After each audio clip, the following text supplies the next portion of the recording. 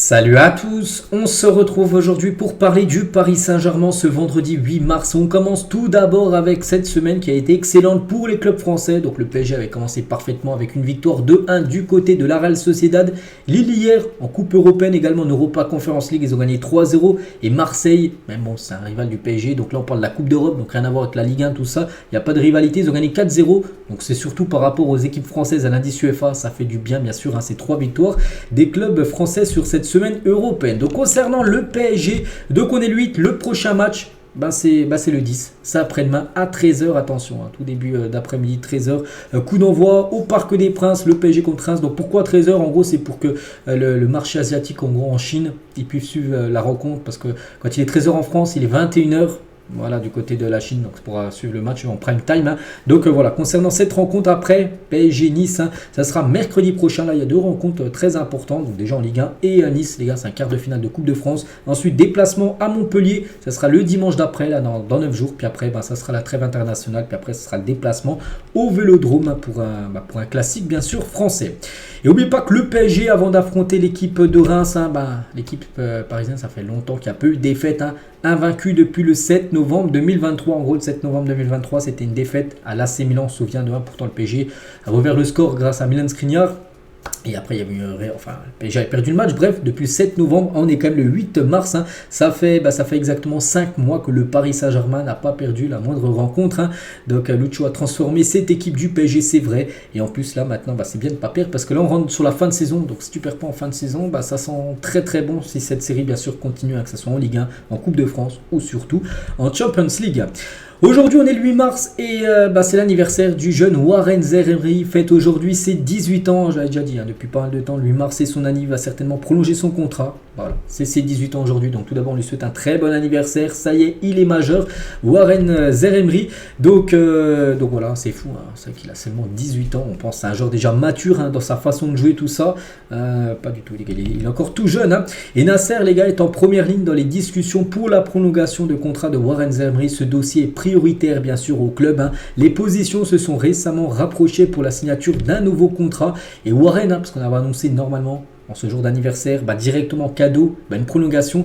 Donc normalement ça ne sera pas aujourd'hui. Voilà. Donc Zaïre-Emery ne signera pas sa prolongation dès ce vendredi, dès ce jour des 18 ans. Ce nouveau contrat devrait être synonyme d'une forte revalorisation salariale. Donc bien sûr niveau salaire, il touche déjà un bon salaire, mais là il va toucher un salaire qui est multiplié par je ne sais pas combien, mais bien plus supérieur que ce qu'il touchait avant. Donc voilà, il n'y a pas de souci, il va bien prolonger, mais c'est pas aujourd'hui exactement. Ça peut être, je sais pas, la semaine prochaine, le mois prochain, mais voilà, il n'y a pas de doute, il n'y a pas concernant un départ bien sûr de Zaïre-Emery.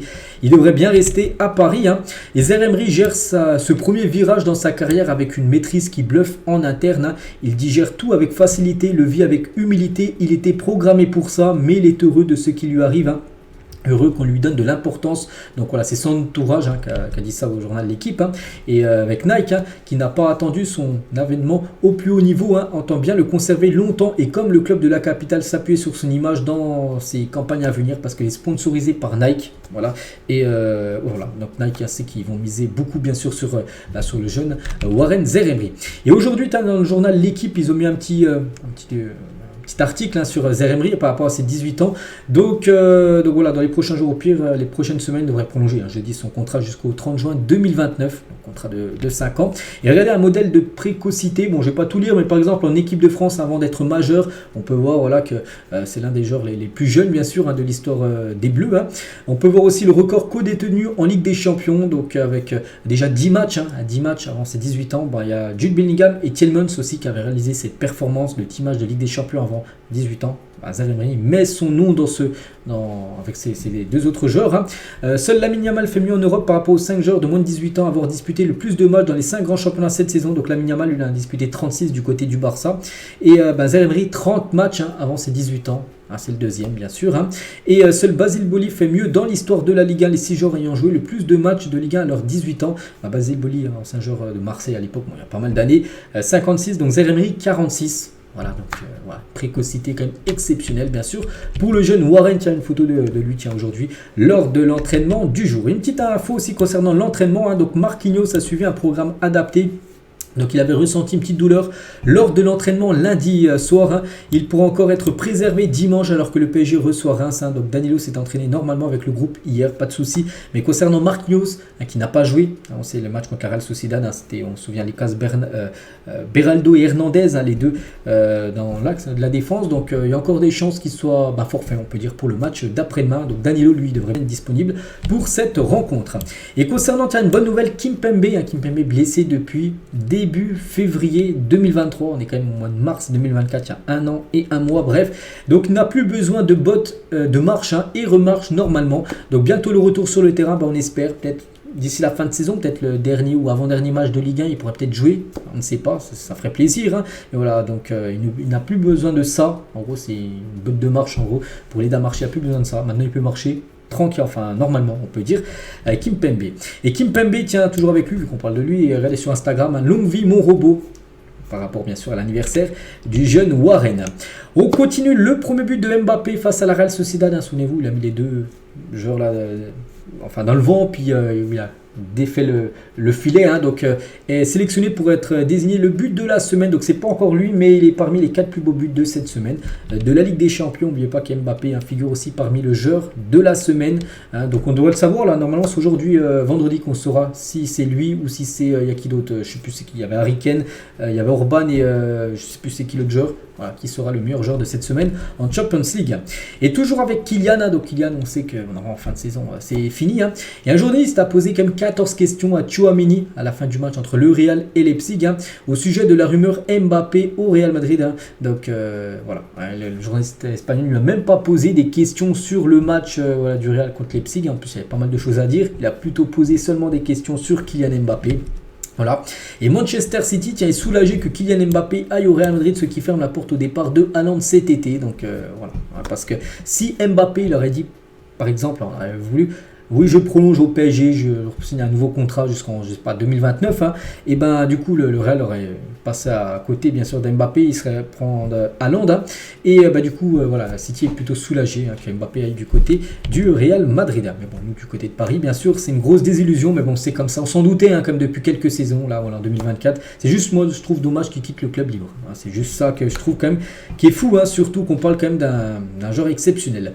Et toujours avec Kylian, donc on va parler d'un joueur, tiens, Mado Tambouy, joueur de rugby, hein, ailier de, bon je sais pas trop où il joue, bref, là on s'est un défi à Kylian Mbappé pour une course sur 100 mètres après que la stade est 33 km/h contre la Real Sociedad. J'avais dit qu'il a couru très vite, hein, contre la Real Sociedad, vraiment une pointe où vraiment il bombardait. Donc en gros ce rugbyman aimerait faire une course, en gros un sprint, hein, contre Kylian Mbappé. Bon maintenant voilà, est-ce qu'Mbappé acceptera?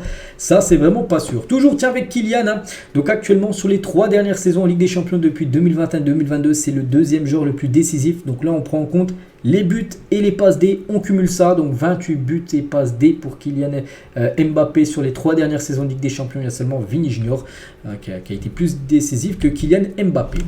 On va parler de Lucas Hernandez. Le niveau de Lucas Hernandez est quand même très impressionnant, que ce soit dans l'axe ou sur le côté gauche. Hein. Quel bonheur de l'avoir au PSG. Je me souviens, moi, pour ceux qui me suivent depuis longtemps, ceux qui me suivent tous les jours, quand il y avait les rumeurs à Lucas Hernandez, il y en avait plein qui disaient non, il ne faut pas le prendre, c'est un joueur, voilà, quelqu'un qui aime Marseille. C'est vrai que peut-être avant il avait fait des déclarations qui fait Marseille, maintenant il a dit que vraiment le meilleur club c'est le PSG, tout ça, mais il y en a plein qui ne voulaient pas par rapport à son amour à Marseille. Mais voilà, je vous ai dit, peu importe qui il aime, hein, s'il répond présent sur le terrain, il le faut.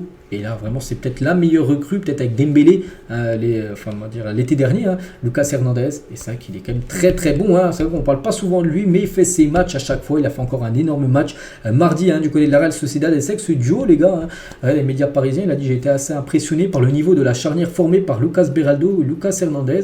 C'est vrai qu'on se demande pourquoi pas ces deux Lucas lors des prochains matchs importants de Ligue des Champions. C'est vrai qu'on parlait souvent avant, c'était Marquinhos, Skriniar, la charnière normalement en début de saison.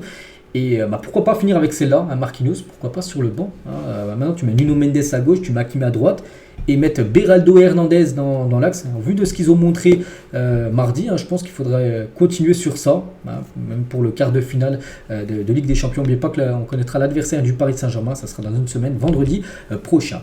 Xavi Simons a tout ce qu'il faut pour réussir dans le football, un talent, détermination et vision du jeu. Il est destiné à devenir un grand joueur et son histoire s'écrira au PSG. On espère. N'oubliez pas qu'il est prêté par le PSG à Leipzig. Et on revient sur son gros match qu'il a pu faire avec Leipzig. Malgré l'élimination de Leipzig, ils ont fait vraiment un bon match du côté du Real. Ils se sont fait éliminer parce qu'ils n'ont pas été assez efficaces. Lui, vraiment, il était bon. Il a joué le match entier. 4 passes clés. Il n'a pas marqué ni de passe D, mais 3 dribbles réussis sur 4. 7 duels sur 11 remportés sur le milieu comme du Real Madrid. 3 tirs, 92% de passes réussies. Il y a eu des pertes de balles, comme n'importe quel footballeur. Donc voilà, gros match, bien sûr.